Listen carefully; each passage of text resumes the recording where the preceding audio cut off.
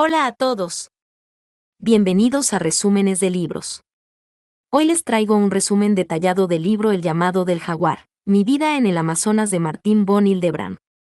En un mundo donde la selva es vista muchas veces como un lugar exótico o inexplorado, El llamado del jaguar nos muestra que el Amazonas es mucho más que un paisaje.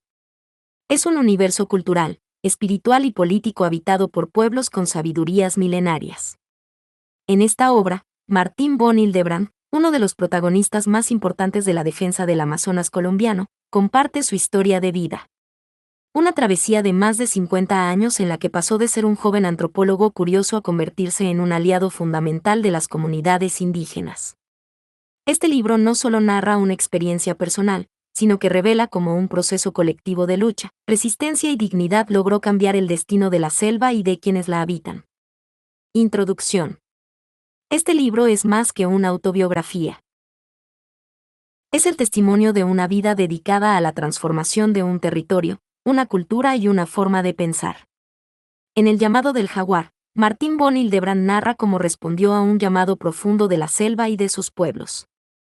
A través de 4 capítulos que recorren más de 5 décadas de historia, el autor revela la lucha por los derechos indígenas, la defensa del Amazonas y el renacer espiritual y político de culturas milenarias en Colombia. No es la historia de un héroe individual, sino la de una alianza entre saberes, una amistad entre mundos y una propuesta concreta para sanar la relación entre el ser humano y la naturaleza. Capítulo 1. Diario de la primera vez. En este primer capítulo, Hildebrand relata con detalle su primer viaje al Amazonas colombiano en 1972. A los 29 años, luego de haber estudiado antropología y arqueología en Europa, decide viajar al corazón de la selva para conocer a los Tanimucas, un grupo indígena del que apenas había referencias. El viaje, inicialmente motivado por la curiosidad académica, se transforma pronto en una experiencia que marcará el rumbo de toda su vida. Su travesía comienza en Bogotá, donde recibe las primeras recomendaciones del renombrado antropólogo Gerardo Reichel Dolmatov. Este le indica el destino, el río Popeyacá, afluente de la Paporis, y le recomienda incluso operarse preventivamente el apéndice para evitar emergencias fatales en medio de la selva. Martín sigue el consejo al pie de la letra. Desde Villavicencio viaja a Mitú, y de allí remonta caños y ríos en canoas frágiles, acompañado por indígenas tatuyos y un psicólogo norteamericano. En el camino enfrenta lluvias torrenciales, enfermedades, picaduras, noches de miedo absoluto en medio del monte y el constante riesgo de perderse o enfermarse sin posibilidad de auxilio. Aprende a convivir con la incertidumbre, el silencio de la selva y la distancia con el mundo conocido. En una de las primeras comunidades que visita, escucha de boca de un anciano que ha pasado 35 años pagando una deuda por una máquina de coser. El sistema de endeude impuesto por los caucheros ha esclavizado a las comunidades desde generaciones atrás. La selva está habitada por pueblos sometidos, empobrecidos y despojados de sus derechos más básicos. Sin embargo, también descubre otra dimensión. Participa en mambeadas nocturnas, espacios rituales donde los hombres mayores conversan, cuentan mitos, reflexionan sobre la vida y la selva. Allí escucha, entre otras cosas, que el camino son los cuentos, una enseñanza que se convertirá en brújula para su recorrido. Las palabras, las historias, las narraciones orales no son entretenimiento. Son una forma de conocer, de gobernar, de sanar. Esta revelación cambia su perspectiva por completo, ya no busca estudiar a los indígenas, sino aprender con ellos. A lo largo de estas semanas iniciales, Martín conoce la selva caminando, cazando, remando, comiendo lo que caza o pesca, y durmiendo donde cae la noche. Sufre, se maravilla, se asombra. Pero lo más importante. Decide volver. Capítulo 2. Regresar para siempre. Este capítulo marca el inicio de un compromiso de por vida. Tras sus estudios en París y luego de haber trabajado como investigador, Martín regresa a Colombia convencido de que su lugar está en el Amazonas. Pero ahora su rol ha cambiado.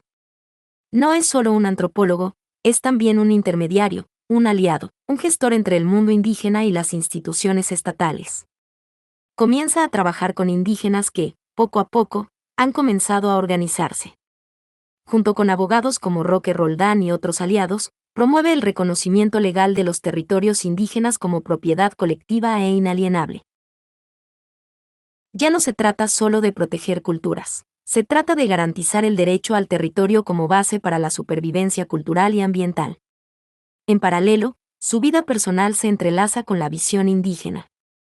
Su hijo, Antonio, es rebautizado en un ritual con el nombre Bayufina. Martín participa de rituales sagrados, como el Yurupari, donde los jóvenes son iniciados en los misterios del mundo espiritual. Vive en las malocas, come yuca brava, bebe yagé, y escucha durante noches enteras los mitos de la creación. Con los años, empieza a notar un fenómeno esperanzador. Los pueblos indígenas ya no están dispuestos a aceptar la humillación ni el olvido. Se están organizando, están hablando, están exigiendo. Muchos de ellos, como los macús, despreciados incluso por otros indígenas por no tener maloca, son en realidad sabios profundos, conocedores del monte como nadie más. La riqueza del pensamiento indígena se le revela en toda su complejidad. Para ellos, los animales son personas en otra forma, la selva está viva, y el equilibrio depende del respeto mutuo entre todos los seres. Capítulo 3. El camino de la descolonización. Este capítulo es el más político. En 1986, el presidente Virgilio Barco lo nombra director nacional de Asuntos Indígenas. Desde esa posición, Hildebrand lidera un proceso sin precedentes en América Latina. El reconocimiento legal de más de 200.000 kilómetros cuadrados como territorios indígenas. Para lograrlo, recorre las comunidades del Amazonas una por una, escucha a los sabios, convoca asambleas, escribe leyes, negocia con ministros, enfrenta resistencias de militares, misioneros y burócratas. Lo hace con una convicción profunda. La única forma de conservar la selva es devolver el poder a quienes han vivido en ella desde tiempos inmemoriales. En medio de este proceso, vive situaciones insólitas. Desde reuniones con el Papa hasta conflictos con narcotraficantes. Propone incluso una idea provocadora. El bazuco orgánico, una manera de legalizar el uso tradicional de la coca sin criminalizar a las comunidades. Descubre que el Estado colombiano es lento, desconectado, centralista. Pero insiste. Aprende a negociar como en la maloca, sin prisa, sin imposiciones, buscando el consenso. Se convence de que la verdadera descolonización no es ideológica, sino estructural. Se trata de dejar de ver a los indígenas como menores de edad culturales y reconocerlos como pueblos con pensamiento político propio. Capítulo 4. El gobierno indígena. En este capítulo final, el relato gira hacia el presente.